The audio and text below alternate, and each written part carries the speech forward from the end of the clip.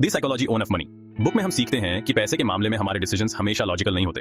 Emotions का बहुत बड़ा रोल होता है। खुश होने पर हम फिजूल खर्ची कर सकते हैं या डर लगने पर इन्वेस्ट करने से बच सकते हैं। पैसे के मामले में स्मार्ट चॉइसेस करने के लिए इस इमोशनल कनेक्शन को समझना बहुत जरूरी है। एक बार सोचो, जब आपने कोई चीज सिर्फ इसलिए खरीदी थी क्योंकि वो सेल पर थी, भले ही आपको उसकी जरूरत नहीं थी। यही वो है, आपकी इमोशंस आपके स्पेंडिंग को इन्फ्लुएंस कर रही हैं। हम सबके साथ ऐसा हुआ है। यह बुक हमें ऐसे पैटर्न्स को पहचानने में मदद करती है।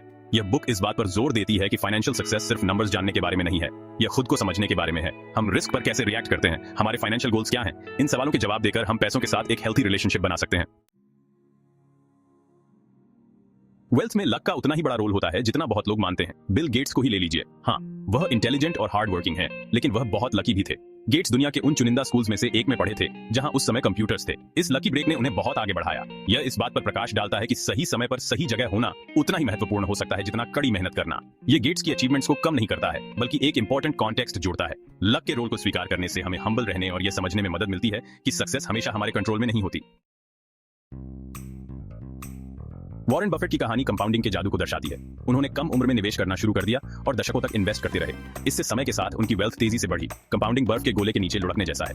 जैसे जैसे यह नीचे जाता है, यह और अधिक बर्फ रिटर्न्स इकट्ठा करता जाता है और बड़ा होता जाता है। की टेक अवे यह है कि जल्दी शुरुआत करें और पेशेंट रहें। छोटी अमाउंट्स भी लगातार इन्वेस्ट की जाए तो कंपाउंडिंग की पावर से समय के साथ सिग्निफिकेंटली ग्रो कर सकती है। वेल्थी बनने और वेल्थी बने रहने के लिए अलग अलग स्किल्स की जरूरत होती है।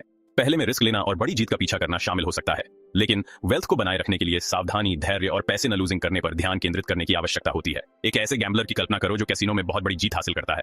जब तक उन्हें पता नहीं होता है कि कब रुकना है, वे इसे सब गंवाने का जोखिम उठाते हैं। वेल्थ पर भी यही बात लागू होती है। हमें अपनी माइंडसेट को ऑफेंस से डिफेंस में बदलने की जरूरत है। हमने जो कमाया है उसकी रक्षा करने के लिए उसे कमाने से अलग अप्रोच की आवश्यकता होती है। बुरे वक्त के लिए बचत, बफर का महत्व। लाइफ अनप्रेडिक्टेबल है। अनएक्सपेक्टेड एक्सपेंसेस, जॉब लॉसेस या हेल्थ इश्यूज कभी भी आ सकती हैं।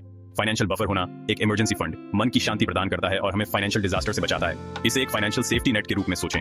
जब हम गिरते हैं तो यह हमें पकड़ लेता है और छोटी मोटी असफलताओं को बड़े संकट बनने से रोकता है। सेविंग ग्लैमरस नहीं हो सकती है, लेकिन लाइफ के उतार चढ़ाव का सामना करने और लॉन्ग टर्म फाइनेंशियल सिक्योरिटी हासिल करने के लिए यह बहुत जरूरी है।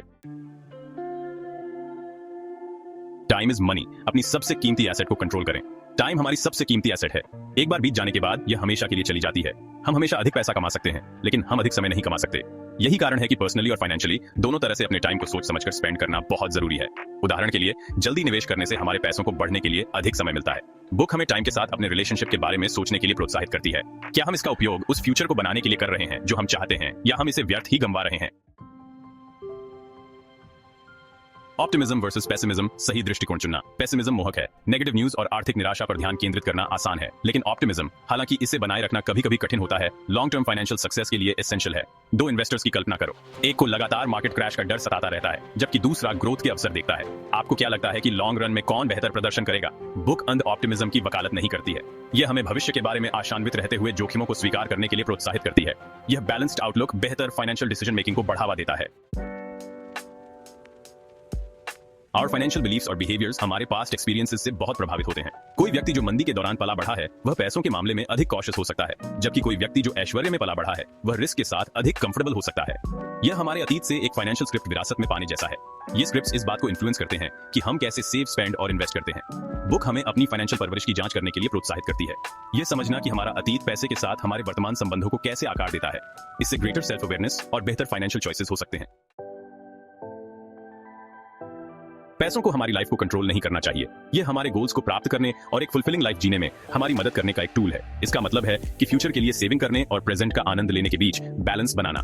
कल्पना कीजिए कि आप हर पैसा बचा रहे हैं, लेकिन कभी वेकेशन पर नहीं जा रहे हैं या अपने पैशंस को पूरा नहीं कर रहे हैं। यह हैप्पीनेस का रेसिपी नहीं है। बुक मीनिंगफुल एक्सपीरियंसेस बनाने और उन कॉजेस का सपोर्ट करने के लिए पैसे का उपयोग करने के महत्व पर जोर देती है। यह हमारे वैल्यूज के साथ हमारे फाइनेंशियल डिसीजंस को अलाइन करने के बारे में है।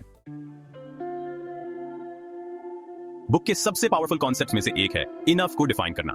हमारे पास कब सिक्योर और कंटेंट महसूस करने के लिए पर्याप्त पैसा है। एक क्लियर डेफिनेशन के बिना हम एक मायावी और हमेशा बदलते लक्ष्य का पीछा करने का जोखिम उठाते हैं। एक पहिए पर दौड़ते हुए हैमस्टर की कल्पना करो जो लगातार दौड़ रहा है लेकिन कभी भी कहीं नहीं पहुंच रहा है। बुक हमें यह डिफाइन करने की चुनौती देती है कि हमारे लिए फाइनेंशियल फ्रीडम का क्या अर्थ है, हमारे गोल्स क्या हैं, क्या चीज हमें सच्ची खुशी देगी। इन सवालों के जवाब देने से हमें और अधिक पाने की अंतहीन खोज से मुक्ति पाने में मदद मिलती है। हमें याद दिलाती है कि वेल्थ सिर्फ यह नहीं है कि हमारे बैंक में कितना पैसा है। यह पैसे के साथ हमारे रिलेशनशिप, हमारे इमोशंस, हमारे बायसेस और हमारे बिहेवियर्स के बारे में है। इन साइकोलॉजिकल फैक्टर्स को समझकर हम अधिक इन्फॉर्म्ड फाइनेंशियल डिसीजंस ले सकते हैं, स्थायी वेल्थ का निर्माण कर सकते हैं और अंततः अधिक समृद्ध, अधिक फुलफिलिंग लाइफ जी सकते हैं। यह पैसे के आउटर गेम को नहीं बल्कि इनर गेम को मास्टर करने के बारे में है। यह बुक हमारे फाइनेंशियल साइकोलॉजी के प्रति अधिक जागरूक बनने और उस ज्ञान का उपयोग अपने लाभ के लिए करने के लिए कार्रवाई का आह्वान है।